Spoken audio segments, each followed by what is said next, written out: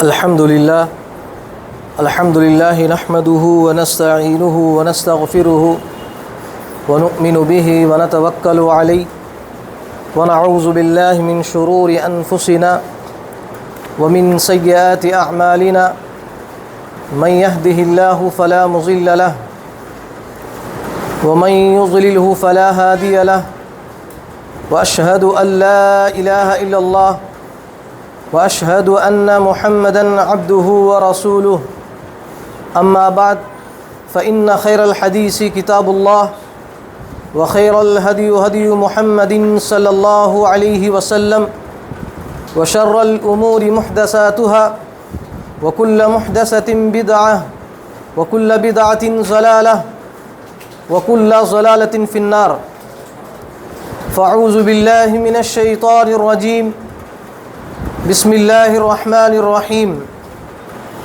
قاف والقرآن المجيد بل عجبوا أن جاءهم منذر منهم فقال الكافرون هذا شيء عجيب أإذا متنا وكنا ترابا ذلك رجع بعيد قد علمنا ما تنقص الأرض منهم وعندنا كتاب حفيظ بل كذبوا بالحق لما جاءهم فهم في أمر مريج أفلم ينظروا إلى السماء فوقهم كيف بنيناها وزيناها وما لها من فروج والأرض مددناها وألقينا فيها رواسي وأنبتنا فيها من كل زوج بهيج تبصرة وذكرى لكل عبد منيب بسم الله الرحمن الرحيم يا أيها الذين آمنوا اتقوا الله حق تقاته ولا تموتن إلا وأنتم مسلمون يا أيها الناس اتقوا ربكم الذي خلقكم من نفس واحدة وخلق منها زوجها وبث منهما رجالا كثيرا ونساء واتقوا الله الذي تساءلون به والأرحام إن الله كان عليكم رقيبا يا أيها الذين آمنوا اتقوا الله وقولوا قولا سديدا يصلح لكم أعمالكم ويغفر لكم ذنوبكم ومن يطع الله ورسوله فقد فاز فوزا عظيما وقال الله تبارك وتعالى في القرآن المجيد والفرقان الحميد حافظوا على الصلوات والصلاة الوسطى وقال الله تبارك وتعالى في القرآن المجيد قال رب اشرح لي صدري ويسر لي أمري واحلل عقدة من لساني يفقهوا قولي رب زدني علما رب زدني علما رب زدني علما محترم میرے دینی بھائیوں، بزرگوں اور میرے عزیز ساتھیوں، سب سے پہلے تمام قسم کی تعریف و توصیف، کبریائی و بڑائی، ہر قسم کی حمد و ثنا، سب کچھ اس اللہ رب العالمین کے لیے سزاوار ہے جس نے آج ہم سب کو یہاں پر کچھ دین کی باتیں سننے، سنانے اور ان باتوں پر عمل کرنے اور ان باتوں کو دوسروں تک پہنچانے کا ایک بہترین سے بہترین موقع ہمیں عنایت فرمایا ہے۔ اس مختصر حمد و ثنا کے بعد درود و کروڑ و سلام ہو تمام انبیاء علیہم الصلاۃ والسلام پر، خصوصاً میرے اور آپ کے آخری جناب محمد عربی صلی اللہ علیہ وسلم پر، جن کو اللہ رب العالمین نے اس دنیا کے اندر بشیر و نذیر بنا کر مبعوث فرمایا۔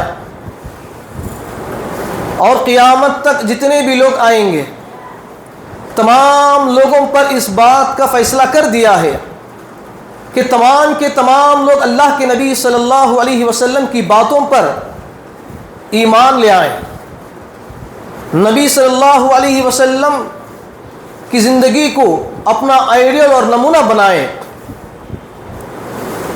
اور ایسے لوگوں کے لیے اللہ رب العالمین نے اس بات کا بھی فیصلہ کر دیا ہے کہ جو لوگ اللہ کے نبی صلی اللہ علیہ وسلم سے محبت کرتے ہیں، نبی صلی اللہ علیہ وسلم کے بتائے ہوئے طریقے کے مطابق اپنی زندگی گزارتے ہیں، ایسے لوگوں کے لیے اللہ رب العالمین نے جنت بنا کے رکھا ہے۔ اور جو لوگ اللہ کے نبی صلی اللہ علیہ وسلم کی بات کو نہیں مانتے، پیروی نہیں کرتے، اتباع نہیں کرتے، تو اللہ رب العالمین نے ان لوگوں کے لیے جہنم تیار کر کے رکھا ہے۔ تو میرے محترم بھائیوں، آج میں آپ لوگوں کے سامنے اللہ کی حفاظت مگر کیسے، اس موضوع کے تعلق سے قرآن اور احادیث کی روشنی میں چند باتیں بتانے کی میں کوشش کروں گا۔ آپ لوگوں سے میری درخواست ہے کہ آپ ان باتوں کو غور و فکر کے ساتھ سننے کی کوشش کریں گے، ان باتوں کو دوسروں تک پہنچانے کی بھی کوشش کریں گے، اس لیے کہ ممبر پر امام قرآن اور حدیث کی باتیں جمع کر کے تیاری کر کے یہاں پر آ کر کھڑا ہو کر آپ تمام لوگوں کو سمجھانے کی، اصلاح کرنے کی کوشش کرتا ہے۔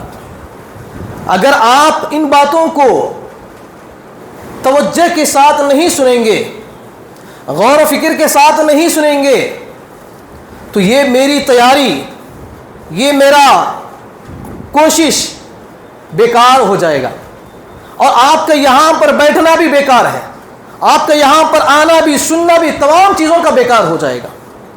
تو اسی لیے آپ تمام سے میری گزارش ہے کہ جو باتیں یہاں پر بیان کی جاتی ہیں ان باتوں کو سب سے پہلے ذہن میں رکھنے کی کوشش کریں، ان باتوں پر عمل کرنے کی کوشش کریں، ان کے مطابق اپنی زندگی گزارنے کی کوشش کریں، اور ان باتوں کو اپنی طاقت کے مطابق، اپنی استطاعت کے مطابق دوسروں کو بھی پہنچانے کی کوشش کریں۔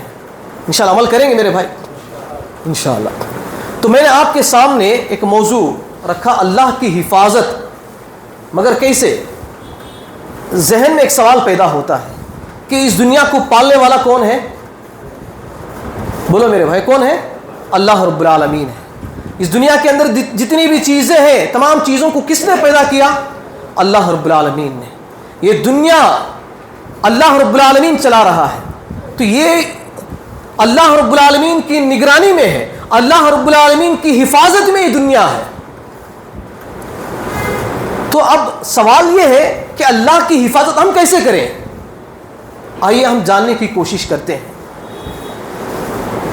حدیث ترمذی کی ایک حدیث ہے، اس حدیث کے اندر ان ابی العباس عبداللہ ابن عباس رضی اللہ عنہما قال كنت خلف النبي صلی اللہ علیہ وسلم یوما فقال یا غلام انی اعلمك کلمات احفظ اللہ يحفظك احفظ اللہ تجده تجاهك اذا سألت فاسأل الله وإذا استعنت فاستعن بالله واعلم أن الأمة لو اجتمعت على أن ينفعوك ولم بشيء لم ينفعوك إلا بشيء قد كتبه الله لك وإن اجتمعوا على أن يضروك بشيء لم يضروك إلا بشيء قد كتب الله عليك۔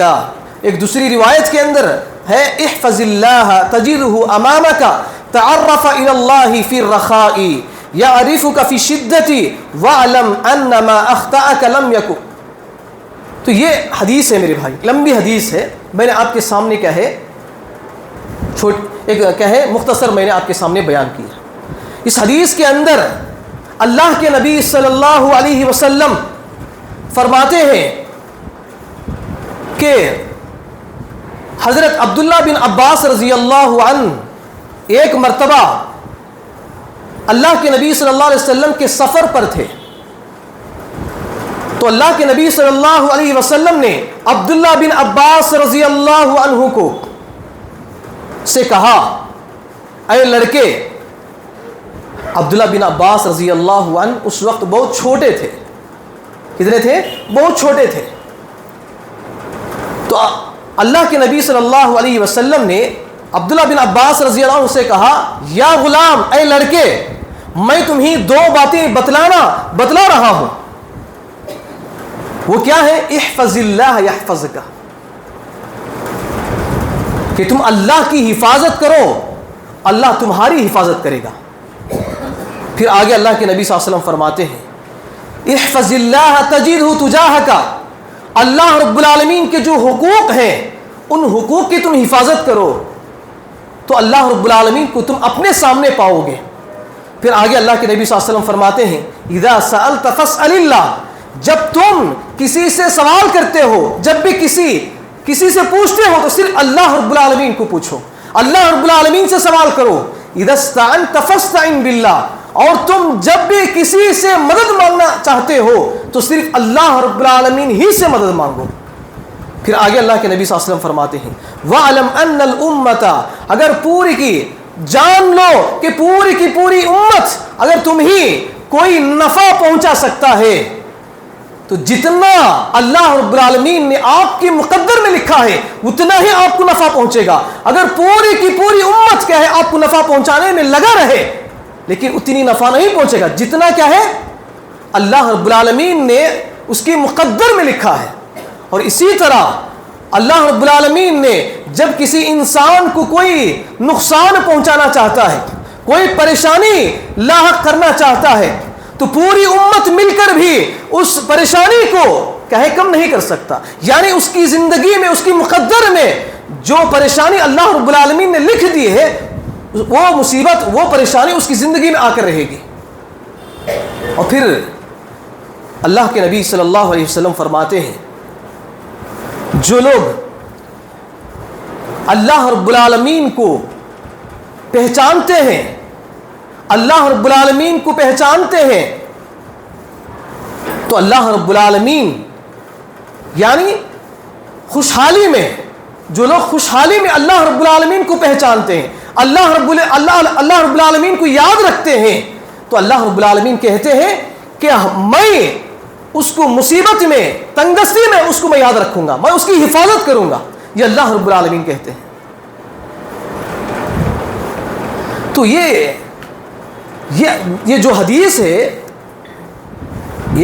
اس حدیث کی بہت بڑی اہمیت ہے میرے بھائی، اس لیے کہ اس حدیث کے اندر دین اسلام کی جو بنیادی جو اصول ہیں، بنیادی جو شرائط ہیں، وہ تمام چیزیں کیا ہیں اس حدیث کے اندر بیان کی گئی ہیں. سب سے پہلی چیز کیا ہے؟ اللہ کی حفاظت، اللہ کے احکام کی حفاظت. اور اسی طرح اس حدیث کے اندر عقیدے کی بھی باتیں بتائی گئی ہیں. وہ کیا ہے؟ جب بھی ہمیں سوال کرنا ہے اللہ رب العالمین سے سوال کرنا ہے. جو بھی پریشانی ہے، جو بھی ہماری زندگی میں پریشانی، مصیبت جو بھی لاحق ہوتا ہے، ان تمام چیزوں کو کس کی طرف لوٹانا ہے؟ بولو میرے بھائی، اللہ رب العالمین کی طرف لوٹانا ہے. تو یہ اس حدیث کی بہت بڑی اہمیت ہے. دیکھیے امام نووی رحمۃ اللہ علیہ اس حدیث کے تعلق سے کہتے ہیں کہ یہ حدیث کیا ہے، تمام حدیثوں میں بہت زیادہ مقام رکھتی ہے، عظیم الشان مقام رکھتی ہے اس حدیث کو.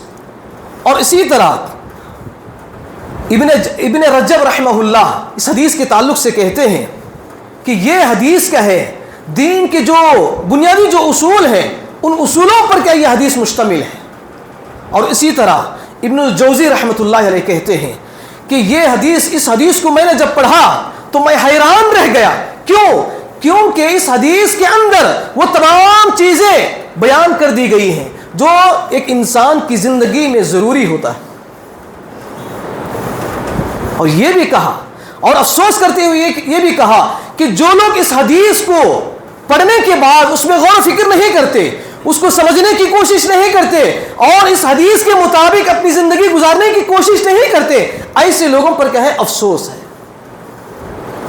تو یہ حدیث کا ہے میرے بھائی۔ تو اس حدیث کے اندر خاص طور پر جو بات بتائی گئی ہے وہ یہ ہے کہ اللہ رب العالمین کی حفاظت کیسے کریں، اللہ رب العالمین کی حفاظت کیسے ممکن ہے۔ اس حدیث کے اندر یہی بات بتلائی گئی، اللہ کی حفاظت کیسے ممکن ہے؟ اللہ رب العالمین کے جو بتائے ہوئے جو احکام ہیں، اللہ رب العالمین کے جو بتائے ہوئے جو اعمال ہیں، نیکیاں ہیں، ان کی ہمیں پابندی کے ساتھ عمل کرنا، یہ اللہ رب العالمین کی حفاظت ہے، یعنی اللہ رب العالمین کے اعمال کی حفاظت ہے۔ اب اللہ رب العالمین نے بھی قرآن مجید کے اندر چند اعمال ایسے بیان کیے ہیں باقاعدہ لفظ کے ساتھ کہ تم ان اعمال کی حفاظت کرو۔ اس طرح اللہ رب العالمین نے بہت سارے اعمال قرآن مجید کے اندر بتائے ہیں۔ جیسے سب سے پہلی چیز میرے بھائیوں، اپنی زندگی میں سب سے پہلے جس چیز کی ہمیں سب سے زیادہ حفاظت کرنا ہے وہ ہے اپنے ایمان کی اور اپنے عقیدے کی۔ کس کی حفاظت کرنا ہے؟ بولے میرے بھائی، کس کی حفاظت کرنا ہے؟ ایمان کی۔ زور سے بولو میرے بھائی، کس کی؟ ایمان کی، اور اس کے بعد عقیدے کی۔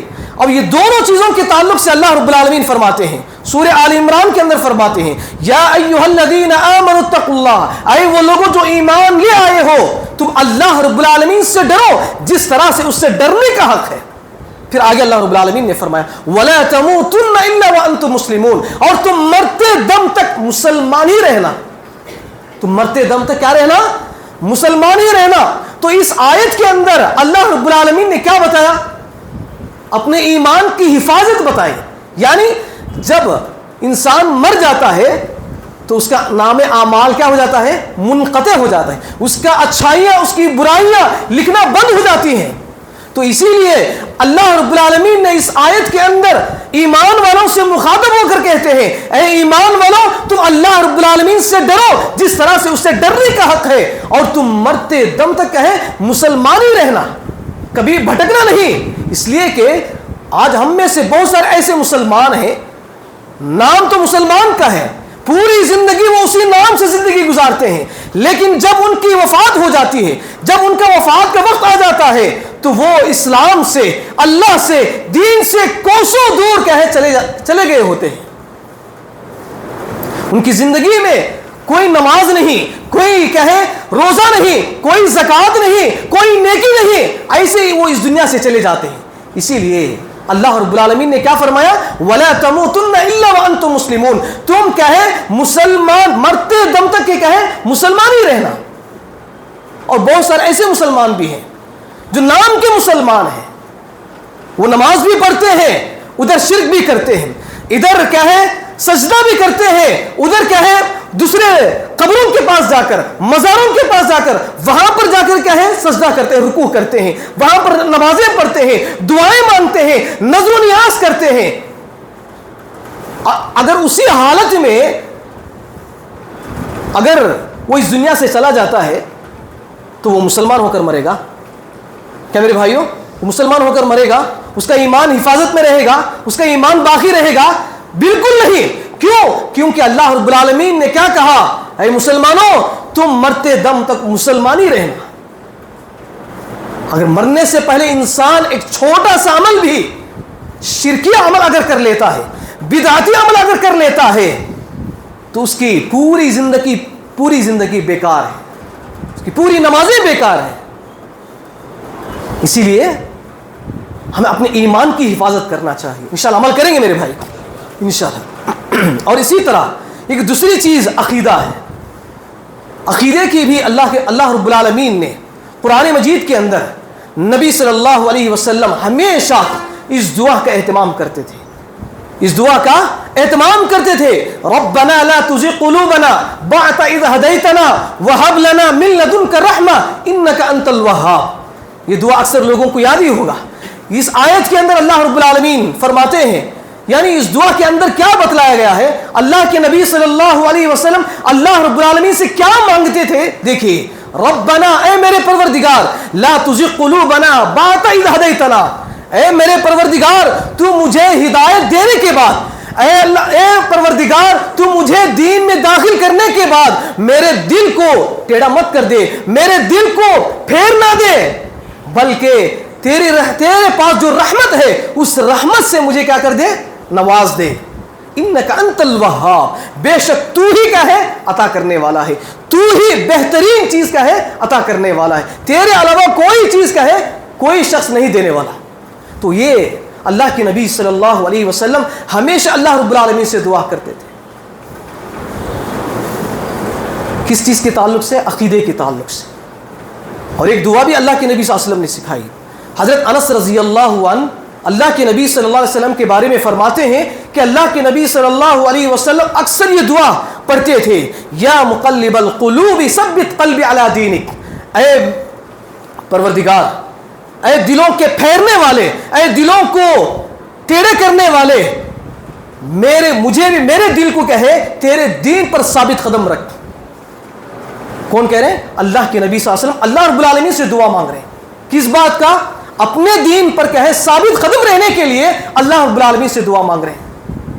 تو یہ ہمارے اندر بھی یہ چیز ہونی چاہیے میرے بھائی، ہم اللہ رب العالمین سے ہمیشہ یہ دعا کریں، اللہ رب العالمین ہمیں ایسی راہ دکھا کہ ہم جنت ہم سیدھا کہے جنت میں چلے جائیں، اللہ رب العالمین ہمیں ایسا راستہ ہمیں دکھا کہے ہم جہنم سے بچ جائیں، ایسا ہم اللہ رب العالمین سے بھی دعا کرنا چاہیے۔ دیکھیے، تو یہ پہلی چیز ہے میرے بھائیوں جس کو اللہ رب العالمین نے قرآن مجید کے اندر کیا ہے اپنے ایمان کی حفاظت کرنے کا حکم دیا ہے، اپنے عقیدے کی حفاظت کرنے کا ہمیں حکم دیا ہے۔ انشاءاللہ عمل کریں گے میرے بھائی انشاءاللہ۔ اور اسی طرح دوسری چیز طہارت، پاکیزگی، جیسا کہ اللہ کے نبی صلی اللہ علیہ وسلم نے فرمایا وَلَا يُحَافِظُ عَلَى الْوَضُوءِ إِلَّا مُؤْمِنٌ۔ اس حدیث کے اندر اللہ کے نبی صلی اللہ علیہ وسلم فرماتے ہیں مومن ہی صرف وضو کی حفاظت کرتے ہیں، طہارت کی حفاظت کرتے ہیں۔ کون کرتے ہیں؟ صرف مومن ہی کیا ہے طہارت۔ اب سمجھ لینا چاہیے کہ جو لوگ کیا ہے طہارت حاصل نہیں کرتے، پاکی حاصل نہیں کرتے، ہمیشہ باوضو نہیں رہتے، یعنی وضو کا اہتمام نہیں کرتے، تو وہ سمجھ لینا چاہیے کہ ان کے اندر ایمان کی کمزوری ہے۔ اس لیے کہ اللہ کے نبی صلی اللہ علیہ وسلم نے فرمایا ایک مومن کی یہ ایک علامت ہے، ایک سچے مومن اور پکے مومن کی ایک علامت یہ ہے کہ وہ ہمیشہ پاک و صاف رہتا ہے۔ اور وضو کی کتنی بڑی اہمیت ہے آپ کو معلوم ہے میرے بھائی، وضو کی کتنی بڑی اہمیت ہے۔ اگر آپ وضو نہیں کریں گے تو یہ نماز جو آپ 5 وقت کی جو پڑھتے ہیں وہ کبھی قبول نہیں ہوگا۔ اتنی بڑی اہمیت ہے وضو کی، اور وضو کی اتنی بڑی اہمیت ہے اگر آپ وضو کرتے ہیں تو اللہ کے نبی صلی اللہ علیہ وسلم کی حدیث ہے اگر آپ اپنے چہرے کو دھویں گے، چہرے سے جو بھی کہے صغیرہ گناہ آپ سے سرزد ہوں گے وہ تمام کے تمام کہے جھڑ جائیں گے۔ آنکھوں سے آپ نے جو صغیرہ گناہ کیے ہیں، کان سے، زبان سے جو بھی آپ نے صغیرہ گناہ کیے ہیں، اس وضو کے ذریعے سے چہرے پر کیا ہے آپ پانی مارنے کی وجہ سے وہ صغیرہ گناہ کیا ہو جائیں گے؟ جھڑ جائیں گے۔ اور اسی طرح اپنے ہاتھوں کو جب آپ دھوتے ہیں، اپنے ناخنوں کی انگلیوں کے ناخنوں سے کہے آپ کے صغیرہ گناہ جھڑ جائیں گے۔ یہ حدیث کے اندر کیا ہے وضو کی فضیلت بیان کی گئی ہے۔ تو یہاں پر اللہ کے نبی صلی اللہ علیہ وسلم نے کیا فرمایا؟ مومن جو لوگ ہیں وہ ہمیشہ باوضو رہتے ہیں، ہمیشہ پاکی کی حفاظت کرتے ہیں، ہمیشہ وہ طہارت میں رہتے ہیں۔ اکثر ہمارے بھائیوں کو ہم دیکھتے ہیں وہ پاکی میں نہیں رہتے، وہ کیا ہے پاکی میں نہیں رہتے۔ اگر اسی حالت میں ان کی موت آ جاتی ہے تو کتنی بڑی بدنصیب ہے میرے بھائی۔ تو اسی لیے ہمیشہ کیا ہے باوضو رہنے کی کوشش کریں، انشاءاللہ عمل کریں گے میرے بھائی انشاءاللہ۔ اور اسی طرح تیسری چیز اللہ رب العالمین نے سورہ بقرہ کے اندر فرمایا حافظوا علی الصلوات والصلاة الوسطی،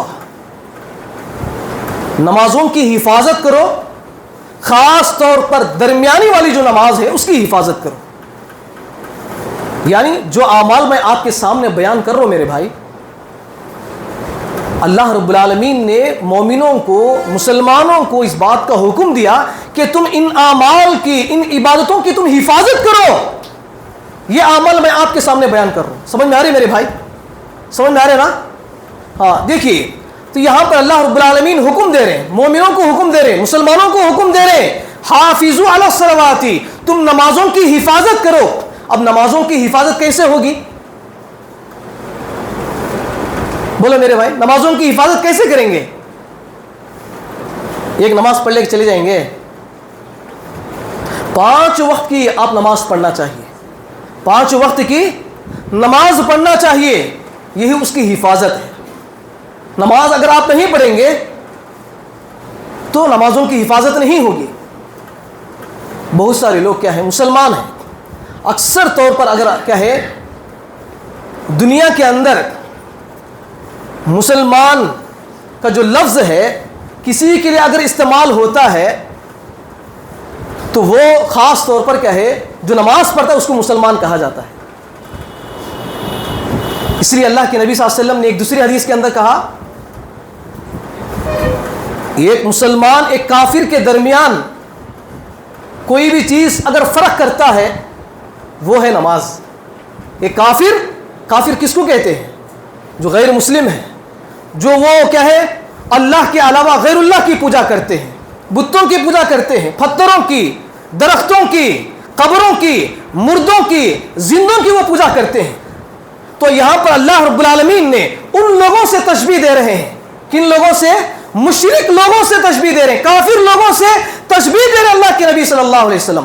جو نماز پڑھتے ہیں، نماز نہیں پڑھتے، ان دونوں کے درمیان ایک ہی فرق ہے، وہ نماز ہے. کافر اور مسلمان کے درمیان کیا ہے؟ نماز فرق ہے. اگر نماز پڑھتا ہے تو وہ مسلمان ہے، نماز نہیں پڑھتا تو سمجھ لینا چاہیے کہ وہ کافر ہے. تو اسی لیے میرے محترم بھائیوں، تو کافر یہ کیا ہے اللہ رب العالمین کے نزدیک سب سے برا شخص کافر ہے، مشرک ہے. تو اگر آپ اس زمرے میں، اسلام کے زمرے میں اگر آپ جانا چاہتے ہیں تو اب نماز پڑھنے کی کوئی ضرورت نہیں، نماز پڑھنے کی کوئی ضرورت نہیں، نماز کی حفاظت ضرورت نہیں. کیا میرے بھائی آپ مسلمان بننا چاہتے ہیں یا کافر بننا چاہتے ہیں؟ بولو میرے بھائی، کیا بننا چاہتے ہیں؟ زور سے بولو بھائی. ہاں، تو مسلمان بننا بولے تو کیا کرنا؟ نماز پڑھنا. صرف جمعہ کی نماز نہیں، عید کی نماز نہیں، جنازے کی نماز نہیں، بلکہ دن میں جو 5 وقت کی جو نمازیں ہیں ان نمازوں کو اس کے وقت پر ادا کرنا، اسی کو مسلمان کہتے ہیں حقیقت میں. اس لیے کہ اللہ کے نبی صلی اللہ علیہ وسلم کے زمانے میں منافقین بھی ڈرتے تھے. منافقین کس کو کہتے ہیں؟ منافقین جو ظاہری طور پر وہ کیا ہے مسلمان کا لباس پہنا ہوا رہتا ہے، ظاہری طور پر وہ مسلمان کا نام رکھتا ہے، جب مسلمانوں میں رہتا ہے تو وہ اللہ اور اس کے رسول کی بات کرتا ہے، جب وہ مسلمانوں سے الگ ہو جاتا ہے تو وہ اپنا اصل دین پر قائم رہتا ہے، اسی کو منافق کہتے ہیں. تو اللہ کے نبی صلی اللہ علیہ وسلم کے زمانے میں منافق بھی ڈرتے تھے اگر ہم نماز نہیں پڑھیں گے تو ہمیں کافر کہا جائے گا. تو اسی لیے میرے محترم بھائیوں، نماز کیا ہے پڑھنے کے بے شمار فوائد ہیں. اسی طرح جتنی فضیلتیں نماز پڑھنے کی ہیں، جتنی اہمیت، جتنے فائدے کہیں نماز پڑھنے کے ہیں، اتنی ہی مذمتیں، اتنی ہی نقصانات، اتنی ہی سزائیں، اتنی ہی کہیں وعیدیں نماز نہ پڑھنے والوں کے لیے بیان کی گئی ہے قرآن مجید کے اندر. یہاں تک کہ اللہ رب العالمین نے ایک لفظ استعمال کیا خاص طور پر قرآن مجید کے اندر کیا ہے بربادی کے لیے، یعنی خاص طور پر جہنم میں جانے کے لیے چند الفاظ اللہ رب العالمین نے استعمال کیے ہیں، جیسے ویل ہے، بربادی ہے، خسارہ ہے، نقصان ہے. یہ تمام الفاظ جب اللہ رب العالمین قرآن مجید کے اندر استعمال کرتے ہیں تو اس کا مطلب یہ ہے کہ وہ تمام کے تمام لوگ کہاں پر جائیں گے؟ جہنم میں جائیں گے. تو اللہ رب العالمین نے جو ویل کا جو لفظ استعمال کیا ہے وہ نمازیوں کے لیے استعمال کیا، فویل للمصلین، فویل للمصلین، مصلیوں کے لیے کیا ہے بربادی ہے. خسارہ ہے، نقصان ہے۔ کیوں کہا؟ نماز تو پڑھتے ہیں لیکن اس کے وقت پر ادا نہیں کرتے، جب مرضی آئے اس وقت پڑھ لیے، کہے دل نہیں بولا تو نہیں پڑھے۔ میرے محترم بھائیوں، نماز کی کتنی بڑی اہمیت ہے، کتنی بڑی اہمیت ہے۔ اگر آپ کیا ہے اللہ کے نبی صلی اللہ علیہ وسلم کی سیرت کو پڑھیں گے، زندگی کو پڑھیں گے، تو اللہ کے نبی صلی اللہ علیہ وسلم کی زندگی میں بے شمار جنگیں ہوئی، بے شمار کیا ہے جنگیں ہوئے ہیں، کافروں کے ساتھ، مشرکوں کے ساتھ، فتنہ و فساد کرنے والوں کے ساتھ جنگیں ہوئی ہیں۔ لیکن ایسے حالات میں بھی، جنگ کے حالات میں بھی اللہ رب العالمین نے نماز کو معاف نہیں کیا۔ تو نماز کی کتنی بڑی اہمیت ہے۔ لیکن آج ہم نماز کو کیا ہے ایسے ہی حقیر کیا ہے چھوڑ دیتے ہیں۔ تو میرے محترم بھائیوں، نماز کی بہت بڑی اہمیت ہے میرے بھائیوں۔ کل قیامت کے دن اللہ رب العالمین کے سامنے عبادتوں میں سب سے پہلا سوال یہی اسی نماز کے تعلق سے ہوگا۔ انشاءاللہ عمل کریں گے میرے بھائی انشاءاللہ۔ تو یہ اللہ رب العالمین نے کہا ہے خاص طور پر نمازوں کو حفاظت کرنے کا ہمیں حکم دیا ہے سورہ مائدہ کے اندر۔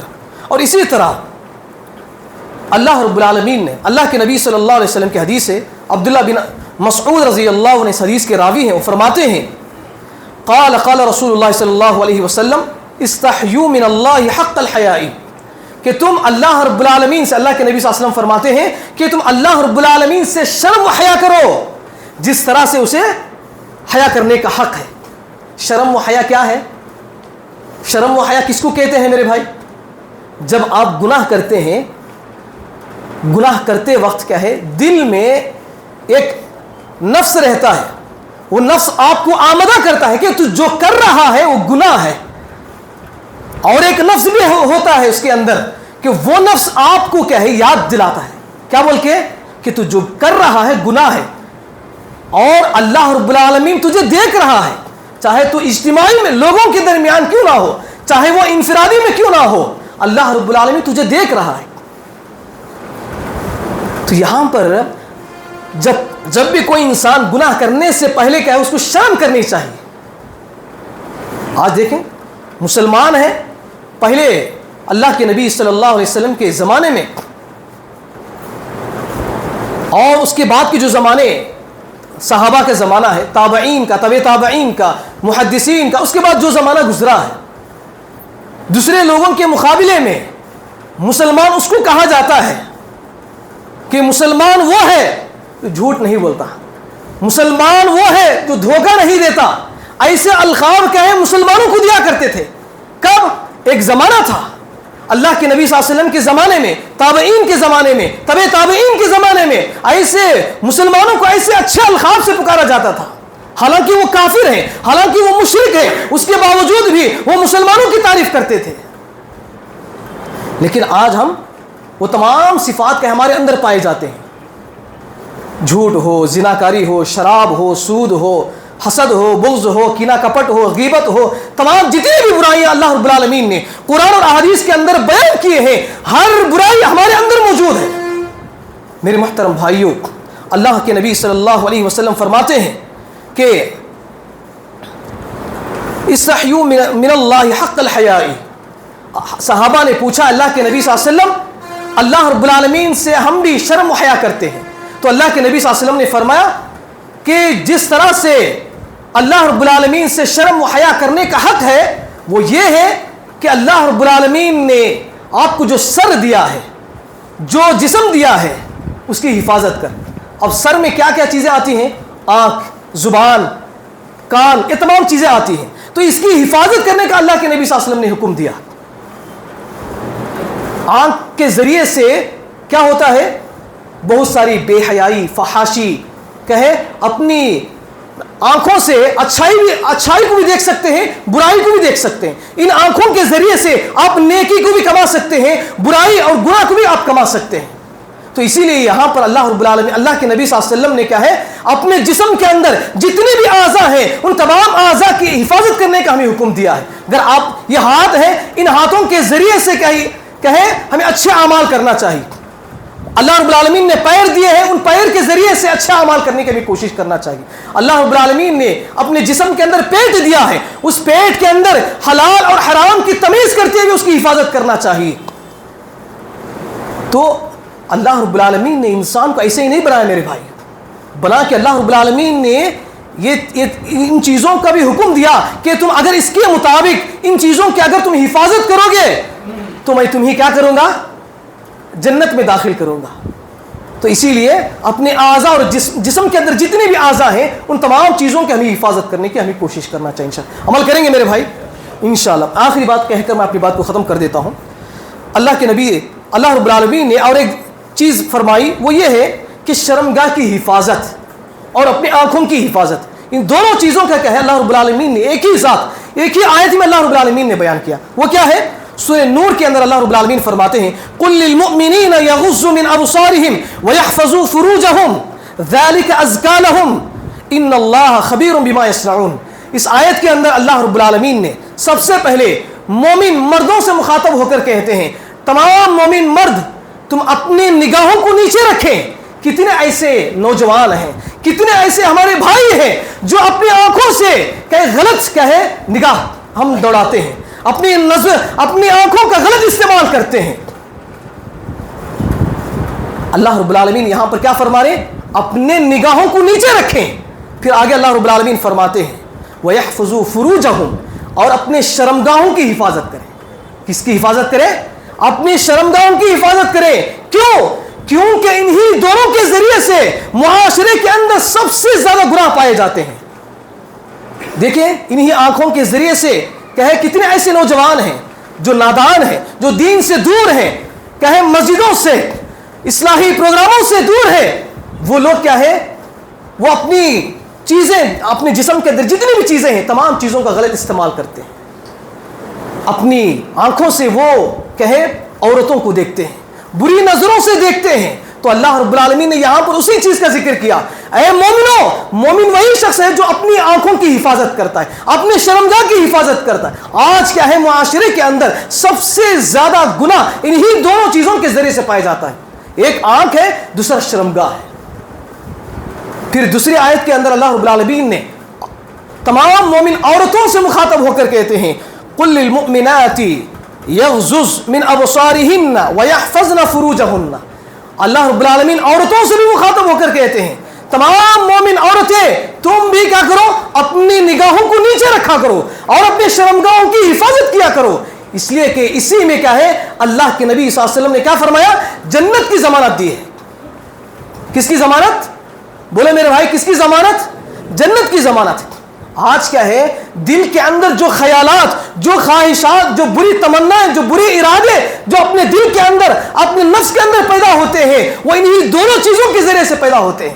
اسی لیے یہاں پر اللہ رب العالمین نے دونوں چیزوں کا ذکر کر کے مسلمانوں کو، مومنوں کو اپنی آنکھ کی اور اپنے شرمگاہوں کی حفاظت کرنے کا ہمیں حکم دیا ہے. اور اس کی بشارت بھی اللہ رب العالمین نے دی ہے. جو لوگ اپنی زبان کی اور اپنی شرمگاہوں کی حفاظت کرتے ہیں، ہم ایسے لوگوں کے لیے کیا ہے؟ بہت بڑی مغفرت ہم نے تیار کر رکھا ہے اور بہت بڑا اجر ہم نے تیار کر رکھا ہے. اگر ان چیزوں کو اگر آپ پانا ہے تو ان چیزوں کی حفاظت کرنا آپ کی ذمہ داری ہے میرے پاس. اور بہت سارے اعمال ہیں انشاءاللہ آئندہ جمعہ کیا ہے آپ کے سامنے میں رکھنے کی کوشش کروں گا. میرے محترم بھائیوں، کہنے کا مطلب یہ خلاصہ کلام یہی ہے کہ اللہ رب العالمین نے قرآن مجید کے اندر چند اعمال ذکر کر کے ان کی حفاظت کرنے کا ہمیں حکم دیا ہے. ان کی حفاظت کرنے کا مطلب کیا ہے؟ بیگ میں تھیلے میں لپٹ کر گھر میں رکھ لینا، یہ حفاظت نہیں ہے، بلکہ مسجد کے اندر بہت سارے اعمال کی حفاظت ہوتی ہے. اگر آپ مسجدوں سے دور رہیں گے تو بہت سارے اعمال کے آپ حفاظت نہیں کر سکتے. مثال کے طور پر کیا ہے؟ اگر آپ مسجد میں آ کر نماز پڑھیں گے تو اللہ رب العالمین نے فرمایا ان الصلاۃ تنہی عن الفحشاء والمنکر، بے شک نماز کیا ہے؟ برائی کو، بے حیائی، فحاشی اور گناہ کے کاموں سے آپ کو دور رکھتی ہے. تو اس سے بڑھ کر کیا ہونا میرے بھائی؟ انسان کی زندگی میں اس سے بڑھ کر کیا ہونا؟ جب ایک انسان نماز پڑھتا ہے تو اس نماز کے ذریعے سے تمام گناہوں سے وہ دور ہو جاتا ہے. اسی مسجد میں نماز بھی پڑھی جاتی ہے، اسی مسجد میں قرآن مجید کی تلاوت بھی کیا جاتا ہے، اسی مسجد میں اللہ رب العالمین سے آپ باتیں بھی کرتے ہیں، اسی مسجد میں آپ اللہ رب العالمین کے سامنے اپنے سر کو جھکاتے ہیں، اپنے کمر کو جھکاتے ہیں، اسی مسجد میں آپ اپنے ہاتھوں کو پھیلا کر اللہ رب العالمین کے سامنے اپنے آنکھوں سے گڑ گڑا کر رو کر اپنی جو خواہشات ہیں، اپنے جو ارادے ہیں اللہ رب العالمین کے سامنے آپ پیش کر سکتے ہیں۔ تو اس مسجد میں بہت ساری عبادتیں آپ انجام دے سکتے ہیں، لیکن اس کے باوجود بھی اگر آج ہم دیکھتے ہیں تو عید کے دن یہ مسجد بھری ہوئی رہتی ہے، جمعہ کے دن یہ مسجد بھری ہوئی نظر آتی ہے، جنازے کسی کا جنازہ اگر ہو جاتا ہے تو پوری مسجد بھری ہوئی نظر آتی ہے، باقی کے پورے سال یہ مسجد خالی ویران پڑی ہوئی رہتی ہے، لیکن ہمارے مسلمان بھائیوں کو کسی کو اس بات کی فکر نہیں ہے۔ مسجد کے سامنے سے کتنے ایسے ہمارے مسلمان بھائی ہیں گزرتے رہتے ہیں، لیکن نماز کے وقت ہو جاتا ہے، ایسے وقت میں بھی بہت سارے لوگ گپ شپ میں لگے ہوئے رہتے ہیں، باتوں میں، کاروبار میں، فضول چیزوں میں لگے ہوئے رہتے ہیں، جبکہ قرآن مجید کے اندر، احادیث کے اندر نماز کی اتنی بڑی فضیلت ہے، نماز کی اتنی بڑی اہمیت ہے کہ اللہ رب العالمین اسی نماز کے ذریعے سے اللہ رب العالمین آپ کو جنت اللہ رب العالمین عطا کریں گے، جہنم سے آپ کو چھٹکارا حاصل دلوائیں گے اللہ رب العالمین۔ تو اسی لیے میرے محترم بھائیوں، آپ سے میری گزارش یہ ہے کہ جن اعمال کو میں نے آپ کے سامنے ذکر کی ہے ان کی حفاظت کرنے کی کوشش کریں۔ سب سے پہلے ایمان اور اپنے عقیدے کی حفاظت کریں، اور اسی طرح وضو کا ہمیشہ اہتمام کرنے کی کوشش کریں، اور اسی طرح اپنے آنکھ اور اپنے جسم کے اندر جتنے بھی اعضاء ہیں، ہاتھ ہے، پیر ہے، آنکھ ہے، کان ہے، زبان ہے، ہر چیز کی حفاظت کرنے کی کوشش کریں۔ برے کاموں سے جو چیز یعنی اللہ رب العالمین کو جو ناراض کرنے والے ہیں ان تمام اعمال سے آپ بری ہو کر زندگی گزارنا ہے۔ انشاءاللہ عمل کریں گے میرے بھائی انشاءاللہ۔ تو یہ چند اعمال ہیں میرے بھائیوں جو میں نے میں آپ کے سامنے قرآن اور حدیث کی روشنی میں نے سمجھانے کی کوشش کی ہے۔ ضرورت اس بات کی ہے کہ ہم نے یہاں پر جو باتیں ہم نے یہاں پر سنی ہیں ان باتوں پر سب سے پہلے مجھے اور آپ کو عمل کرنے کی اور ان باتوں کو دوسروں تک پہنچانے کی بھی کوشش کرنا چاہیے انشاءاللہ۔ آخر میں اللہ رب العالمین سے دعا ہے اللہ تعالی ہم سب کو ان کئی باتوں پر عمل کرنے کی توفیق عطا فرما۔ اے اللہ ہم سب کو 5 وقت کی نماز پابندی کے ساتھ ادا کرنے کی توفیق عطا فرما۔ اے اللہ ہم سب کو شرک اور بدعات بڑے بڑے گناہوں سے کبیرہ گناہوں سے ہمیں حفاظت عطا فرما۔ اے اللہ ہم سب کو مرتے دم تک توحید پر قائم رہنے کی توفیق عطا فرما۔ اے اللہ ہم سب کو آپس میں محبت و اخوت بھائی چارگی کے ساتھ ملنساری کے ساتھ زندگی بسر کرنے کی توفیق عطا فرما۔ اے اللہ ہم سب کو نیکیوں کی، عبادتوں کی، نمازوں کی، روزوں کی، زکوٰۃ کی حفاظت کرنے کی توفیق عطا فرما۔ اے اللہ ہم سب کو جنت الفردوس میں اعلیٰ مقام عطا فرما۔ اے اللہ ہم سب کو جہنم جیسی قبیح جگہ سے ہمیں حفاظت عطا فرما۔ آمین یا رب العالمین۔ السلام علیکم ورحمۃ اللہ وبرکاتہ۔